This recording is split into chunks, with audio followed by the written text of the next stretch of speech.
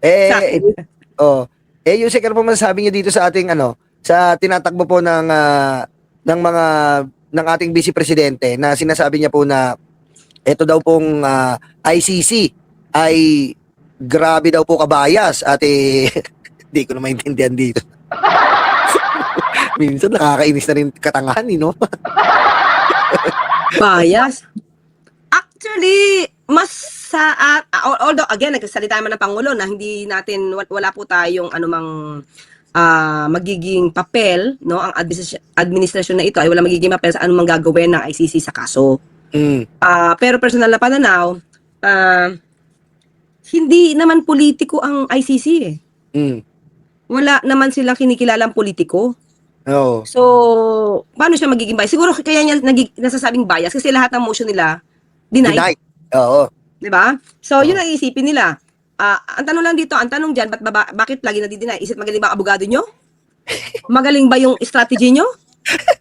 'Di ba? Yun eh. Parang maligtad, Walang katotohanan yung mga sinasabi nyo sa inyong pleadings. Kaya laging denied. Mm, 'Di ba? Kasi kung may katotohanan 'yan at nakikita 'yan ng ICC, I think bibigyan niyo ng bibigyan niyo ng kumbaga value. May probative value. mm. Pero kung nakikita na sinasabi may cognitive impairment ang kanyang ama at yun Oo. ang pinangangalandakan ni Attorney Kaufman Oo. at sinasabi na nakakalimot na, di alam kung ba siya nasa Hague. Tapos, yung mga kamag-anak niya magbabalita, okay po ang Pangulo, Okay, nag-usap po kami Pangulo. tungkol sa politics, nag-usap kami tungkol sa flood control projects, at meron po siyang instructions sa kanyang mga lawyer. Iba ng cognitive impairment yun. So, paano ba? Tapos sasabihin nila, bakit daw yung mga nakikita sa mga video ginagamit? That's factual. Mm. That's admission. Yung pag-voluntaryo nyo ng news, Oo. personal knowledge nyo yan eh. That's your personal knowledge. You gave it to the public. Opo. So, kasama yung ICC doon sa nakikinig doon sa sinasabi nyo. Mm. Bali nga Diba? kasi kung talagang may kapansanan yan, Yusek, hindi talaga ang sasabihin ng mga anak niyang mga salbahe ay yung tatay ko, hindi. Sabi ni Kitty, okay. Sabi ni Pulong, okay. Si Sarah naman, overreacting, hindi na nakakarinig, kinakain na yung tae niya sa diaper. Di ba? Sinabi niya ba yun? Wala akong nadinig na gano'n baka sa iba lang yun. Bali, ito, Yusek. Ang conclusion lang kasi dyan ay talagang umiiwas sila. Dahil pag si Digong po, para sa aking opinion, si Digong po, pag nakita ng buong mundo na umaarap siya sa ICC, malalaman yung kataksilan niya, kasamaan, kadimonyoan niya na ginawa niya sa sariling kababayan. Ayun ang iniiwas nila dyan eh. Di ba, Yusek? Kayo po, Makakaiwas ba sila dun? Inamin na ng tatay niya. Hmm. Inamin na ng tatay niya na pumatay siya.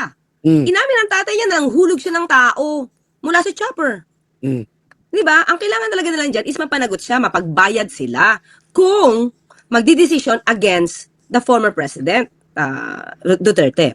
So yun. Baka yun yung iniiwas nila. Kasi pagka nag-decide yan regarding civil liability.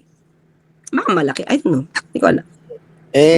February 23 na eh. February 23, iharap na siya. Ano kaya itsura, Yusek? Kayo, ano itsura hula nyo? Ano itsura? Hindi ko alam kung mapapapostpone pa to. Oo. Itatry nila to. Kasi, yun nga, tingin ko nga, itatry nila lahat ng technicalities na hindi umuubra sa ICC. Oo. Pero mga technicalities na umuubra naman sa Supreme Court natin. May mga ganun eh. Oo. Di ba?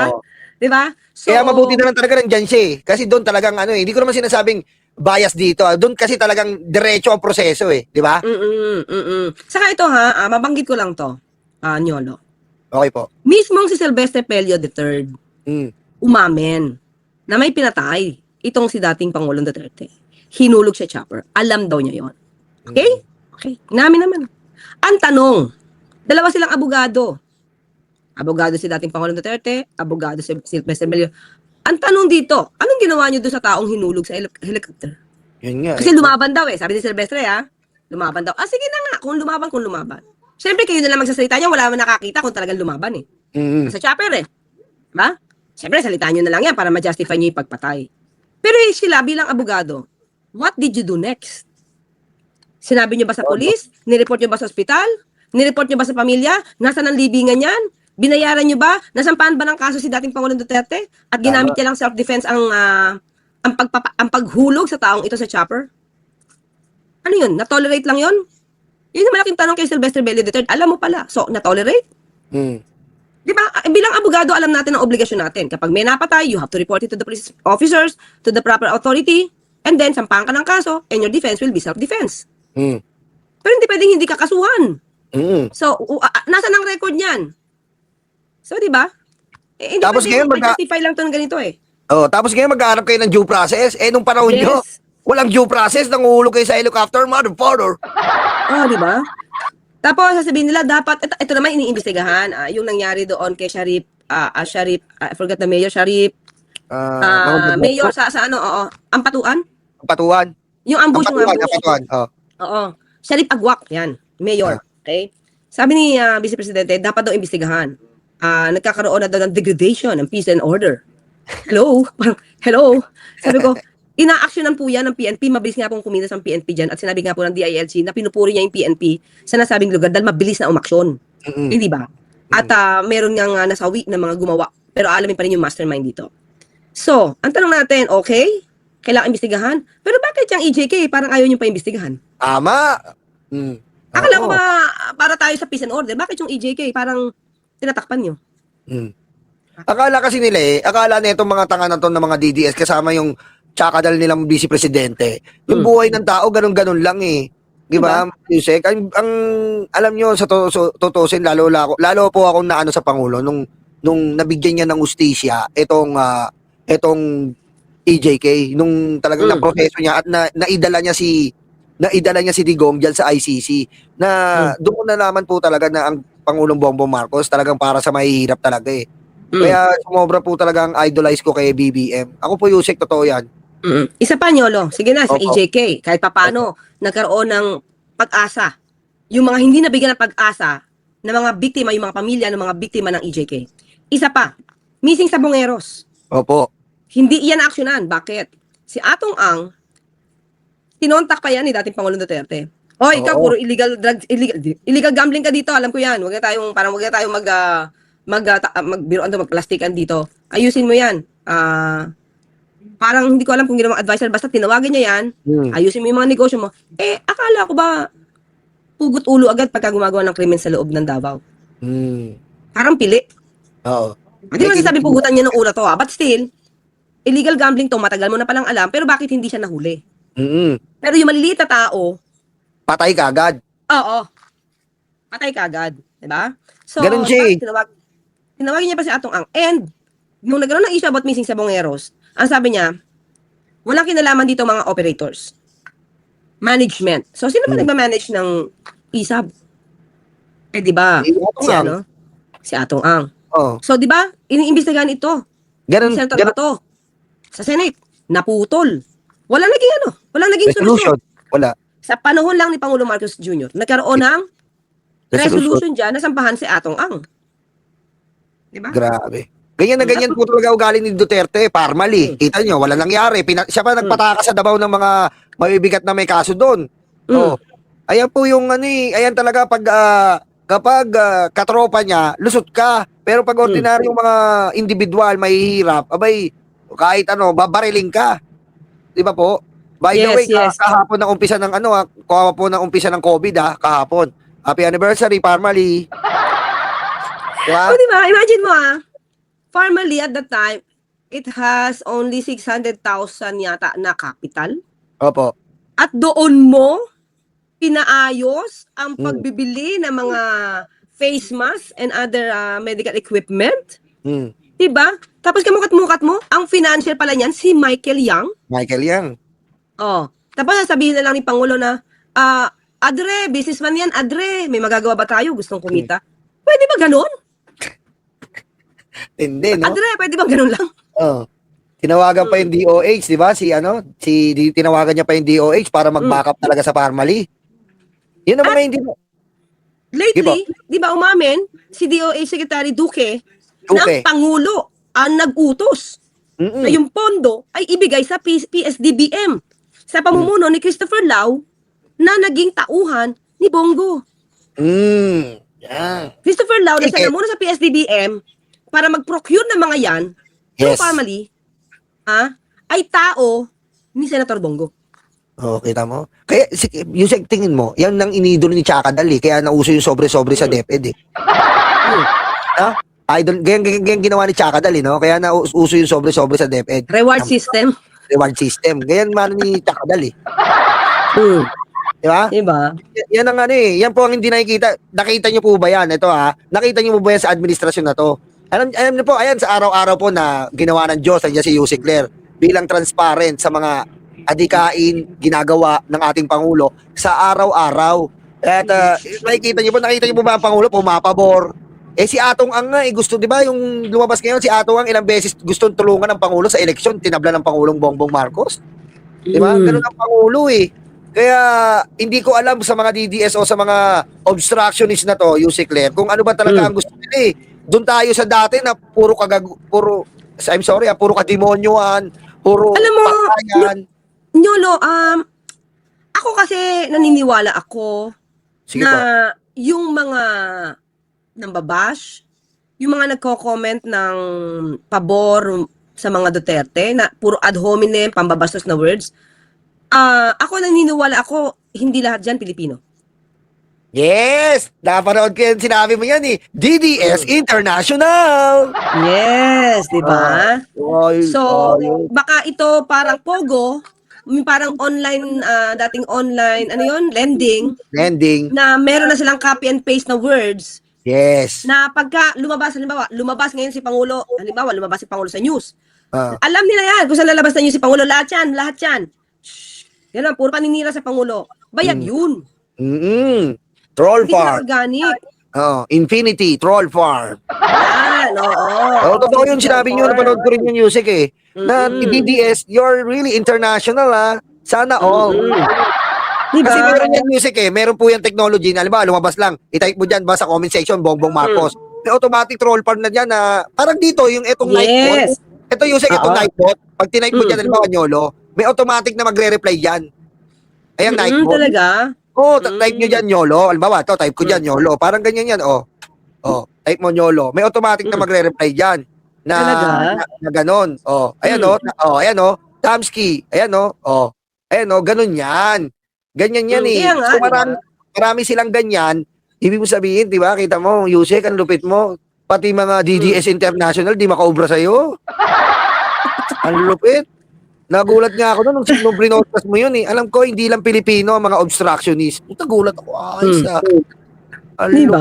Kasi naaral na yan, eh. Nyolo, naaral na yan, isang journalist, na habang daw umaangat ang Pangulo, mayroong Chinese link networks. Ito naman, hindi galing sa atin, kay Nico Balbidina to.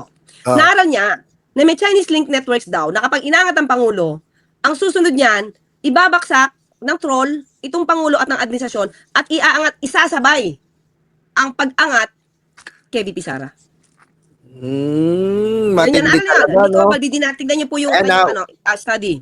Ayan po, ayan, no? Ayan, grabe, no? Talaga gusto nila talagang, maging malinis ang record netong si Chucky. Eh, sa totoo silang Yusek, wala nang ikasasama pa, eh. Sobrang sama niyan. At sabi ko sa aral niya, Nyolo, pati daw yung AI pulveronic video kasama doon. Nakurere ako nga yan, hanapin ko nga yan, Yusek, para... Ibigay ko sa iyo yung link. Aralin mo yan. May video yan. Kasi, minsan nababanggit ko yan, eh. Sa ibang mga... Ito. So, bibigay ko sa iyo yung link, pati video, hanapin ko. Nico Balbidina. Journalist siya. Ito yata yung kanyang thesis. Basta, study niya to. At ito ay, nabanggit na rin niya sa hearing sa House. Tsaka yung hearing po sa Senado, di ba, bago... Yung Infinity, di ba po? Yung Infinity. Infinitus na parang inuutusan nila yung ibang troll farm na sirain ng iba't ibang congressman, itong iangat si Sara Duterte. Oo. Yun yung nasabi ni Senator Tolentino. Although, yung Chinese embassy dininay na yun yung purpose nila sa Infinitus.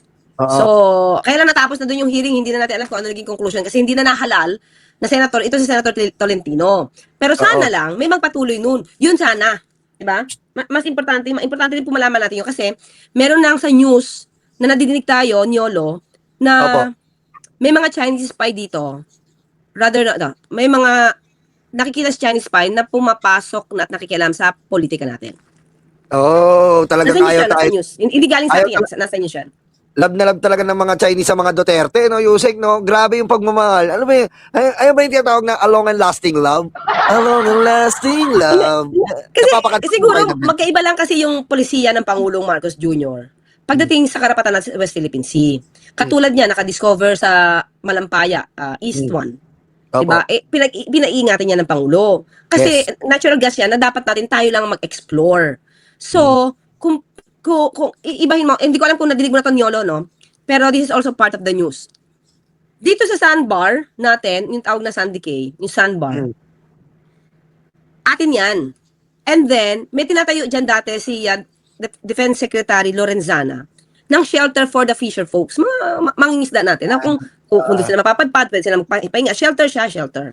Ah, So, nung nakita ng China, yung shelter na pinapagawa ni Lorenzana, inutos kay Pangulo ng China, tanggalin. Hmm. Dapat walang anumang structure na itatayo doon. So, inutos ni Pangulo ngayon kay DND Secretary Lorenzana na tanggalin. Tinanggal. Oh, Tinanggal. God. And, Eh. yung sandbar na yon, pinayagan ni Pangulong Duterte na bantayan ng Chinese vessel. Ang lupit, no? Kaya talaga, Yusek, grabe, sana po talaga ma-decay na si Digong eh. Totoo lang po. Di ba? Sana ma-decay ka na, Digong, sa mga ginawa mo. Biro mo para sa mga isda yun na pinapatayo ni, Ay! di ba? Pero ako ang dasal ko, ha. Humaba pa ang buhay ni dating Pangulong Duterte. Gusto ko matapos niya yung buong hearing ng ICC para malaman niya kung siya ba ay guilty o hindi. Oo. Gusto ko matapos niya. At kung meron man, kung nanalo siya, di hooray, maaabutan niya yan. At kung may parusa man ito, sana maabutan niya rin. Gusto ko Hindi, para humaba tsaka pa yung, yung buhay niya. tsaka yung Sek, para maranasan niya rin yung proseso. Kasi yung mga ginawa niyang pagpatay, wala siya, akala niya, wala yun, okay yun sa kanya, kaastigan yun. Pero ngayon, na naharap siya sa court, sa isang korte, para maranasan niya yung ganon, na siya yung nasasakdal sa mga katarantaduhan niya, di ba? Kaya nga ang tanong dito, kaya ba niyo gusto nasa Pilipinas hearing? Eh, hindi ba mas Yes. gugustuhin niyo nasa foreign, sa isang international criminal court na walang bias, Yes. na walang politika, para alam nyo na kung kayo'y maganda ang inyong ebidensya, sure win kayo. Opo. Pero dito si Banat Boy, oh. Yes, Gising. gising yan. Gising. Eh, Ano isipin na niyo na drive lang, siya? Ingat-ingat, ha. isipin mo na lang, Yusek, if ever na dito po ginanap yan, kandamakmak na sobrang pagdidelay ang gagawin ng mga ano niyan, ng mga attorney na nakapalibot Hindi, yan. ako ang tingin ko, fiscal pa lang, baka ma-dismiss na eh. Baka kasi sasabihin ng fiscal, nagjo-joke lang yan. Ay! Nagjo-joke lang si dating Pangulong Duterte. Tignan niyo yan, pag nagsita yan, nagjo-joke lang yan. Dismiss. Ay! Ang lupit, no? Baka Hindi kasi ganun nangyayari, katulad nung pagbabanta kay Franz Castro, kay Representative Franz Castro. Yan. Alam niyo naman na pagsalita ang Pangulo, joke lang yan eh. Joke lang yan. Dismiss. Pwede So, pala yan, walang no? liability. Kahit ikaw ay magbanta sa buhay, lumalabas na okay lang. Kasi si dating Pangulong Duterte naman nagsasabi niyan, so lahat naman sasabi niyan, joke. So, okay lang siya magbanta. So, pag may Yan nangyari doon sa tao, at pinatay, ay, hindi yan si Pangulong Duterte kasi nag-joke lang siya eh. Oo, May ganun di ba? kasi eh. Hindi talaga, ewan ko, Yusek, ewan ko yung mga taong ganyan na sumusuporta pa dyan sa pinakamalaking budol na nangyari sa buong Pilipinas. Diba? Yan ang pinakamalaking budol na nangyari sa buong Pilipinas eh. Lahat ng sinabi, puro kalokohan, talagang joke. Ay, pero, meron palangga dyan kung joke. Oh, Di mo alam, isip. yung, Yung sa EJK, pagpatay, isip. Magaling itong magsalita. si Trillanes? Oo, Ano? para palangga kay dating Pangulong Duterte. Ah. Hindi si Trillanes. Sige, Yusek, Si yun na. Mayor Magalong. Oy! Oo nga, no? Tama. Inamin niya ni Mayor Magalong na nandoon siya bilang oversight committee head. Yes. Nakita niya yung patayan, yung mga records na yung iba dyan hindi dapat pinapatay. Kaya daw siya galit na galit. Ay, Magalong, kamusta ka na? Galit na galit daw siya at nagre-report daw siya. Nasaan kaya yung report na yun? Pahanap mo, Nyolo. Ah? Ready Oo, yung ano? ebidensya. Yusek, ba't biglang tumahimik yan? No? Hindi, kasi kung 2016, as early as 2016, alam niya na pala may patayan na mali. Tell me, Nyolo, ikaw na mag-research. Nagsalita ba siya against EJK? Oo, hindi. Di ba binara pa nga siya? Yung mga madre, gusto ang Madre, maano ba yung madre, di ba? Oh. Di ba? Hindi, sabi mo ng totoo yun, pero how can you equate that, yung gusto ng mga madre na nakakalabas sila, pero may patayan palang hindi dapat? Mm-mm. Paano mo mare-reconcile ngayon yan? I mean, hindi mo mare-reconcile yan. Di ba? Si Mayor Magalong, you cannot reconcile that. May Tsaka si natutulong mga madre, pero may Oh. namamatay na hindi dapat mamatay. Nasa listahan na hindi dapat nasa listahan. Pero no, he did not condemn. He did Tsaka- not condemn it. Yeah. Tsaka nga Yusek, ang problema kay Magalong, mahilig siya makialam sa house, pero yung sarili niyang bakod na rock netting, hindi niya nakikita. May katarata ba yan? Hindi, ito na lang, Niolo. Nag-start siya sa maraming kwento tungkol sa 777, 30-30-30 nung panahon ng eleksyon. Oh, 7-7. Marami daw siyang alam. Pero nasaan na? Namatay. Deads na. Kasi tapos na election. Deads na. Wala nang usapan dyan. Tapos, tungkol sa flood control projects, marami siyang alam. Pero wala pa siya nakasampang kaso. Yan ang sabi ni Senator Trillanes. Nasaan yung kinasuhan mo? Wala. Deads na rin. Diba? Deads na rin. So, ang daming mga nababanggit kasi na kung kumilos ka, di ba? Di sana, nakatulong ka pa sa pagsulba ng isang issue. Katulad Tama. ng patayan sa EJK. Alam mo pala eh. So, tanong natin, sino yung mga napatay na hindi dapat mamatay? Nagdemanda ka ba dun? Oo. Idinimanda mo pa yung dapat idemanda. Nagsumbong ka ba? Oo. Sa law enforcement agency sa dapat na umaksyon dyan? Nasaan sila? Hindi, ang yabang eh. Ang yabang sa ICI eh. Ako si Magalong, ang pinaka-the best! Mayor! Kasama ako sa Mayor's League ng Malilinas! Ang yabang eh. Yung pala may diskaya sa Baguio. Sabi ko nga sa iyo, Yusik, malapit yan eh. May katarata yan. Nakatingin lang sa malayo. Ano ba yun? Farsighted. Pero yung palibit niya, hindi niya na ano. Uiyak na naman yung mga kabayo dito. Ito, attorney kabayo, umiyak lang umiyak. Eh, wala naman sila magagawa. Kasi inamin naman yun ni Mayor Magalong. Siya naman umamin eh. Mami sa interview eh. Inamin sa interview na meron siyang alam. O, tapos sasabihin ba ng iba na wala kang personal knowledge? Maybe wala ka doon sa patayan. But you know the records. And you can testify on that. Kaya lang tanong, magte-testify ba siya against his own idol? Oh, yeah. Hindi siya Tama. magte-testify doon sa kanyang iniidolo. Pero kung itiisipin nyo, Yusek, no, grabe pala yung kung gaano kalawak yung plantilya ng kadimonyoan ni Digong, no? Kung may ngayon, alam mo, Yusek, kaya nga yung mga araw-araw nating live, yung mga tao, mabuti na lang daw lumabas tayo eh. Kasi naliliwanagan po sila sa mga nangyayari na dahil dati nakatutok sila kay Digong na akala nila the best president. Ngayon na i-debunk natin lahat ng pangyayari, marami tayong natutulungan eh. Di ba? Alam mo, anong wala pa ako dito sa palasyo? Hindi ako masyado makakontent. Siguro, ang nakontent ko lang kay Pangulo at that time, yung tungkol sa Mahardika, sa PhilHealth. Alam mo kung bakit? Sabi ko, wala akong personal na knowledge at that time sa PhilHealth. Hindi ko rin alam yung mga terms doon. Pero syempre, ikaw bilang umuobserba, isipin mo, ba't nga ba ganun? Ba't nga ba na-transfer? Di ba? Pero aside from that, siguro 3 lang na content ko kay kumbaga pinupuna ko si Pangulong Marcos Jr. Pero after that, wala akong makontent sa kanya. Bakit? Wala akong makita sa kanyang balita. Wala akong makitang pangit na balita, wala akong makitang magandang balita because hindi siya masyado na-cover ng media. Oo.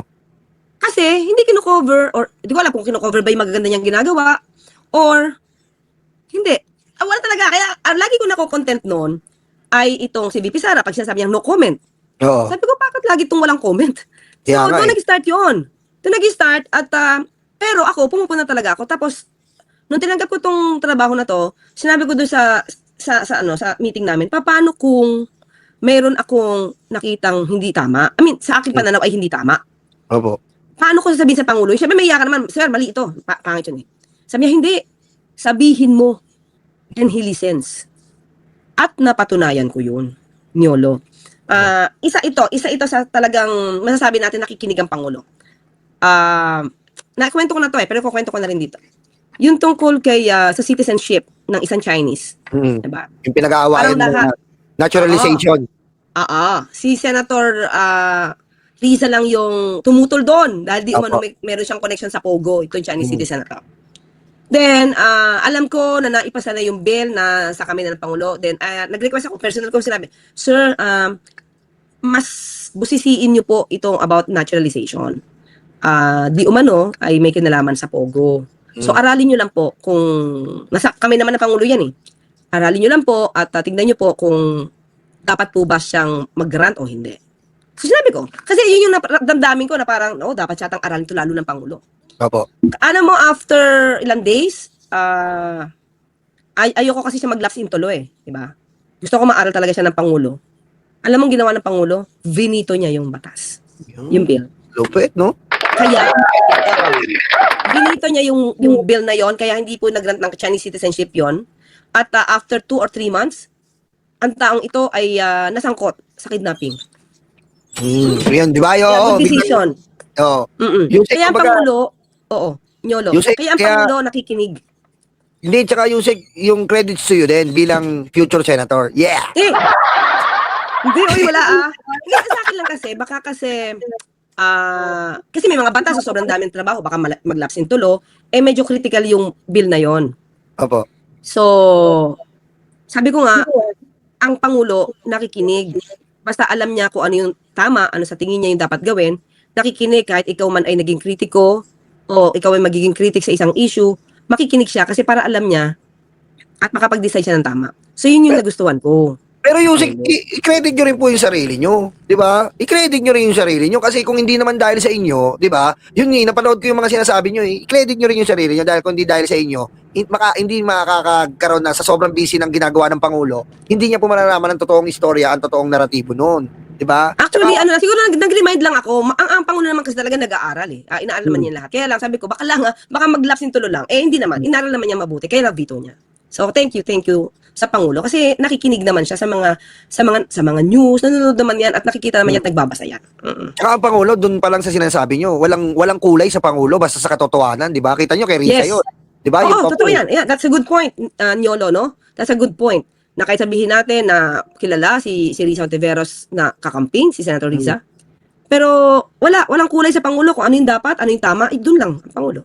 Yun nga eh. Yun po ang gusto rin sa Pangulo eh. Hindi siya nag-aano ng kulay eh. Basta ang gusto niya, alam mo Yusek, yan din po malungkot eh. Kaya nababanggit ko nga sa vlog ko, ang Pangulo, sobrang buti niya na lahat ng kulay. Basta gusto mong tumulong sa gobyernong ito, bibigyan ka ng chance eh. Kaso yung iba, inabuso eh. Di ba po? Ay, oo. Yun lang, may umabuso.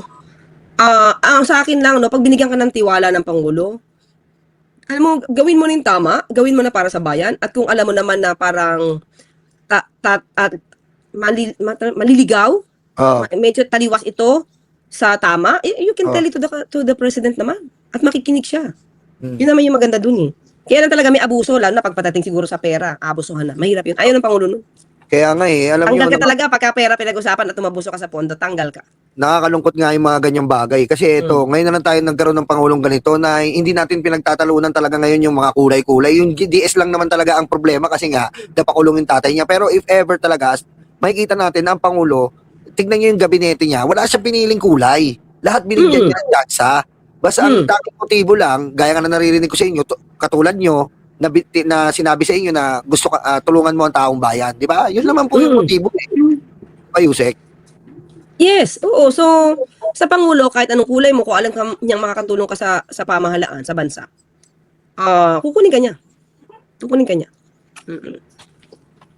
Pero Yusek, ito salamat po sa mga tanong. Ito na lang po is bilang huling tanong na lang po. Ewan ko kung okay sa inyo to. Ano po masasabi niyo na ang ERC nagsalita na dito po sa kaibigan niyo na dinimanda po kayo? Ang ERC nagsalita na naglabis-labis po na pagsingil ang batang may laban ng Promil Kid dito sa pagsingil dito sa solar ng bayan. Sabi ng ERC, halos 18 pesos daw po ang siningil niya na hindi po pinagpaalam sa ERC, Energy Regulatory Commission. Tatravel na po. At pangalawa, siya po ay magiging travel agent na lilipat-lipat po sa iba't ibang bansa. Alam ko, tourist guide. Tourist guide, opo. Kung okay lang. Hindi sa atin, kung ano po yung nakita po ng mga ahensya, wala pong sinisino ang Pangulo. Hindi po ba? Parte nga ng kanyang administrasyon, kung ito po ay may pagkakasala at may pananagutan, dapat pong imbestigahan. So kahit sino pa yan, kahit hindi pa si Kong Reviste, kahit sino pa yan, kung mayroong mali na ginawa, dapat managot. Kung tama naman po ang kanyang ginawa na naayos sa batas, di ligtas naman po siya. sa mga usaping ganyan. Pero dapat lang po ipagpatuloy ng mga ahensya ang pag-iimbestigang ito kung may nakikita po silang anomalya. So, kaso dapat lang po nilipat nilang yan. gawin ang kanilang mandato. Yusek, mag-ano ng 19 countries 168 days mawawala. Paano siya makakapunta ng hearing? Akala ko ba for the truth? Yun lang. Hindi natin alam. Ano mo, halos kalahating taon yan Oo, I 168 don't know, days. papayagan ba siya? I don't know, wala akong, hindi nasakop ng kapangyarihan ng Pangulo ang House So, di na natin alam kung papayagan ba siya. Pinayagan na ba siya ni Congressman Boji D? I don't know. Kapapasa pa lang yata, pending pa eh. Alam mo, Yusek, magpasalamat po tayo sa mga mangulang natin dahil pinalaki tayo sa AM. Hindi tayo nag-promil. Sa AM. Sa AM, katas ng bigas. Oo, ganun ba yung effect? Iba yung effect eh. Iba yung effect, nananakit ng matanda, nangahablot. Iba po yung effect eh, di ba? Uy, kailan niya nang hamblot? Sorry, alam niyo, may Yung inaabot si Cabral, di ba po? Kaya nagkasugat si Cabral. Di ba? Yung kay Cabral, di ba? Tapos biglang babaligta rin para sa optics, kayo ang demanda para masabi na talagang Ako daw yung nagpe-fake news. Yes, di ba? Kayo nga nakikita namin araw-araw lahat ng rebat nyo may ebidensya. Siya, hindi niya mapakita Hindi niya mapakita sa taong bayan yung tungkol dito sa solar prangkisa niya na inamin niya mismo nung napikon siya sa media dito sa nag-press con siya sa house na 70 million ang multa niya. Di ba Yusek? Nagmumulta na pala siya. Ibig sabihin, may kasalanan siya. Di ba? Malaki rin yun, no? Sa akin lang, kung totoo na, well, anyway, record naman po ng ng DOE. Kumbaga, hindi na nga ito ma-i-repa-consider kasi final na yung 24B Opo. Kung ako siguro ang isang magaling na negosyante, di ko yan palalakihin ng ganyan. Opo. Una, talagang pagpupursigihan ko because pag nabigyan ka ng franchise, malaking bagay yun. Lahat ng powers ko, di ba, may franchise kay. Pwede kong ipangalandakan sa franchise to. Wag niyo akong i-red tape dyan kasi may franchise ako. Ayusin niyo to. Ang laki ng powers nung binigay sa kanyang doon sa franchise. Yung power, meron ka pang power of eminent domain na you can buy parcels of land na alam mong gagamitin mo. Kaya lang, with just compensation, yun, binigyan ka, eminent domain to. Itong power ng eminent domain, pang state lang yan. Na you can take the property, personal property, for public purposes, but diba? with just compensation. Ang laking power nun Kahit anong lupa ang pakita mo dyan, kailangan mo to. Parang yung wala magagawa yung may-ari. Yusek, para maunawaan nila, halimbawa po yung Skyway, matatamaan yung lugar na barangay na to, wala silang magagawa. Hindi bayaran sila ng gobyerno. Gayon yung power na binigay kay Ganun yung binigay yung power kay na binigay. At napakalaki ng power ng eminent domain. No? You can take a private property, pwede mong, yung lupa na yan, kailangan ko yan. For public purposes, ito bayad. Di ba? At yung presyo na yan, hindi doon sa presyo minsan na gusto ng may-ari. Yes, government. Yung presyo niyan, pag i-examinin, i-compute, ano lang yung dapat sa'yo, ano yung reasonable for this.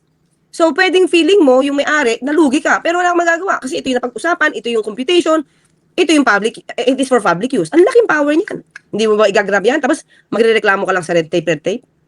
Kaya nga biro mo, talagang ngayon, hindi na siya, dati ang daldal Araw-araw sa media, umay no.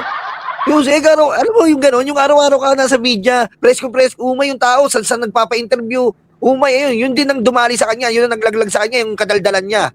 O ngayon, mag-aal sa balutan para magtago sa hearing. Kasi may hearing na isinasagawa si Terry Ridon, Yusek, para imbestiga po itong prangkisa, imbestiga itong DOE sa sinabi ng DOE. Ngayon, kung talagang harapin mo, bakit magta-travel ka? Napakasama naman ng gano'n. Ang bagong bayani ng DDS. Diba? Tapos nagsalita pa si ex-congressman Lito Atienza. Yun pa, kay Lito Atienza. Na eto nga daw, may basbas na katulong si Mami. Di ba, Yusek? Katulong si Mami. At paano ka magkakaroon ng prangkisa? Parang Parmali 2.0, 1 milyon lang ang pera. Buong Pilipinas. Yun yung kwento ni Congressman Lito Atienza. So, di natin alam kung makakasama sa hearing yan. Parang si alam mo ba Yusek, may chismis ako. Si Depensa, kabit pala ni Hello Garcia, alam mo ba yun? Alam mo ba? Hindi ko alam sino. Depensa, kabit ni Hello Garcia. Ayun, lumalabas na chismis Oo. Oo, si Depensa, kabit daw ni Hello Garcia. Sugar mama. Nawala ko doon, iniisip ko kung sino si Depensa Oo, kabit daw. Kaya, yung nagde-declare na meron daw martial law sa Cebu? Oo, yun. Talagang sinasabihan daw ni Mami, sweetie, full force, take down the government, sweetie, pakain mo nga, chup-chup. Ganon? Oo, parang ganun lumalabas Kaya sa mga nagkaroon ng TV. another. Sino yung naging witness nun? Si, Lumanay. Ador. Ang lumalabas ngayon na chika. Kaya yan ang abangan natin sa latest showbiz, sa susunod na showbiz, chika! Okay, ito, pahinga ka na. Maraming salamat sa iyo. Salamat sa... Salamat, Yolo. Ako na susuko kasi baka busy ka at may family day ngayon. Kamusta mo ako sa anak mo na ang ganda ng anak ni Yuse, kamukha ni Sam Pinto? Ang ganda. Grabe talaga. Kamusta mo ako? Oo. Ayan, salamat po Oo. sa inyo. At Salamat, Yolo, mga karayuma and mga ka-clear. Clear, Maraming salamat. Kaya salamat sa iyo and Yusek, maraming salamat po. Any last message po sa ating mga nanonood? Sa ating mga kababayan, sana yung mga, kasi alam ko mga karayuma, naniniwala naman kung ano yung Apo. katotohanan, di ba? Yes. At mga ka-clear. Doon sa mga maliligaw dito, na alam naming baka kasama sa mga kulto, ba? Mag-isip-isip po muna kayo na mismo ang mag-aral, kayo na mismo ang mag-research kung ano ba yung katotohanan. Kasi kung kayo ay madadala lang sa mga sinasabi ng mga amo ng kulto, Opo. ay hindi po talaga kayo matututo. Babaon at babaon ng utak po ninyo hanggang sa ilalim ng lupa at mabubobo po kayo. Sayang po ang binigay na binigay na gift ng ating ng Panginoon na Tama. kayo ay mag-analyze. Yes. Diba? Sayang po yung brains na binigay sa atin kung gagamitin nyo lang din po sa kasamaan. So, hayaan po natin ang Pangulo magtrabaho, itaguyod po natin siya, suportahan natin siya, at tandaan niyo po yung mga fake news na yan ay nakakapagpapapa mismo hindi lang sa Pangulo, kundi sa ating ekonomiya at sa bansa. So, maging mapanuri po tayo sa mga katotohanan. Yun lang. Yun, maraming salamat po Yusek Claire Castro and kami po bilang mga citizen at mga Pilipino, nagpapasalamat din po kami sa inyo dahil kayo nagbumulat sa araw-araw sa amin ng katotohanan at hindi kami naliligaw dahil nga po araw-araw sa pagtsatsaga nyo dyan sa press con para linawin, para ibigay at totoong detalye sa bawat pangyayari na ginagawa ng Pangulo at lagay ng ating bansa nandiyan kayo. Salamat po Yusek, palagi. Thank you, salamat. Thank you po. Happy weekend, bye. Happy weekend po, bye-bye po.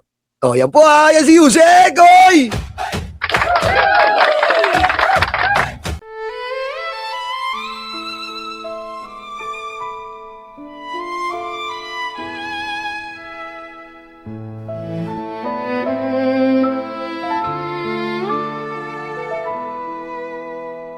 Nakaupo ako, lumalamon sila.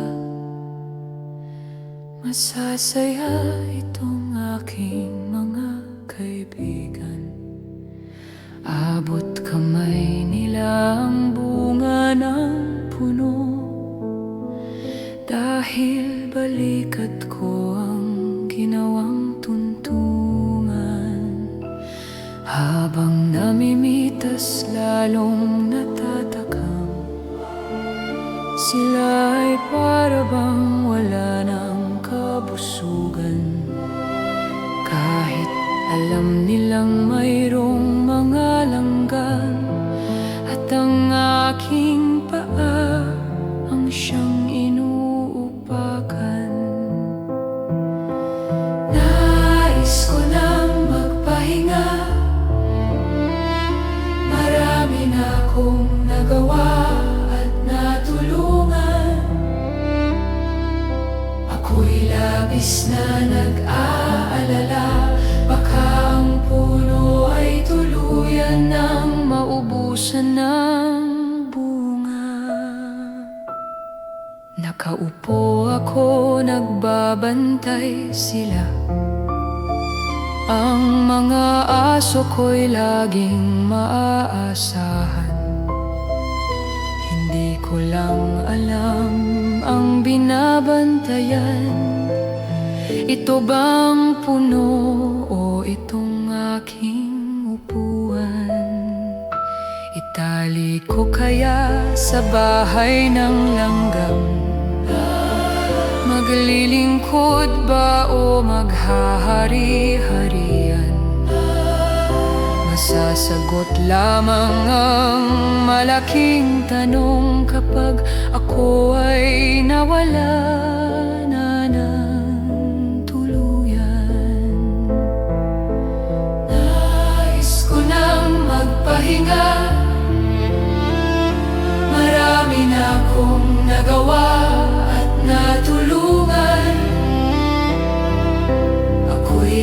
labis na nag-aalala, baka itong mga aso ay maulol at magwala.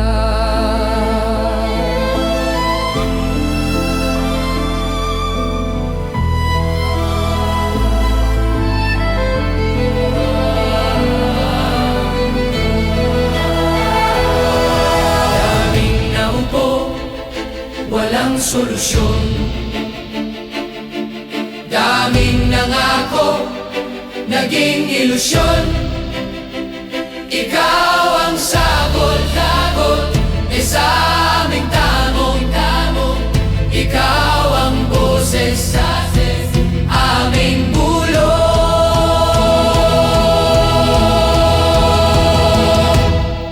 Nilalait ka at sinisira ng kinakaya mo para sa bayan. Ikaw ang aming tagumpay, bonbon, walang kapantay. Nilalait ka at sinisira ng kinakaya mo para sa bayan. Ikaw ang aming tagumpay, bonbon, walang kapantay. Ang mga sugat, ikaw ang lumunas. Saradong isipan, ikaw ang nagbukas. Bayan, inuna mo, hindi banyaga. Gintong puso ay kahanga-hanga. Nilalait ka at sinisira ng kinakaya mo para sa bayan. Ikaw ang aming tagumpay, bonbon, walang kapantay. Nilalait ka at sinisira ang kinakaya mo para sa bayan. Ikaw ang aming tagumpay, bonbon, walang kapantay.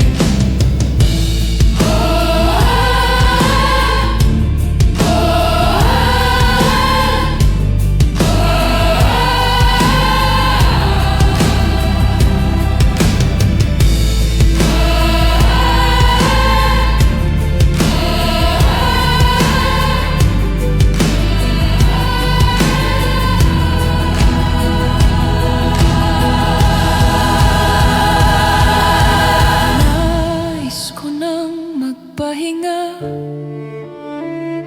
marami na akong nagawa at natulungan. Ako'y labis na nag-aalala,